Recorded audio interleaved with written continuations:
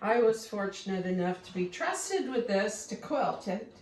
And the interesting thing about this is a combination of colors and different fabrics, not from necessarily the same era, but just showing you how you can blend and put them together. Right.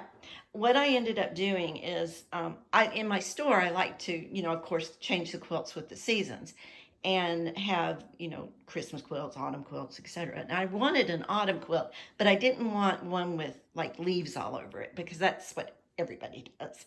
So what I ended up doing is in the center portion, I put all kinds of Civil War prints, and on the outer portion, the border and the cross hatching is a modern type fabric. So you can see, as on this one, that you can mix fabrics with the Civil War prints, because a lot of the dyes that they use today are very, very similar and will blend very well with the Civil War prints.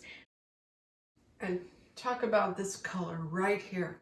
Oh, that one, you probably heard of chrome yellow. That color right there is called chrome orange.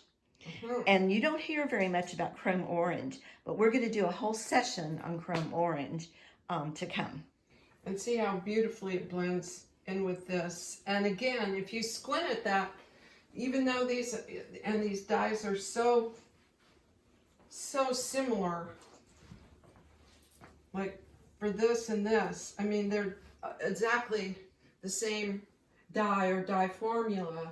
And so if you squint again at this, you're going to see how it all blends, even though it's different eras.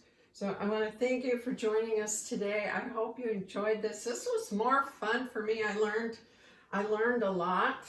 And so we'll see you next week on another edition of Fabric Remix. Oh, and one more thing, Sally, I'd like to say. If anybody would like a certain topic presented on Civil War era fabric, or fabrics and techniques and things from that era, just message us on Facebook and we'll do some research on it. Go ahead and message us, and be sure to leave a comment. Mm-hmm. And a like and share with your friends. So we'll see you next Preferably a heart.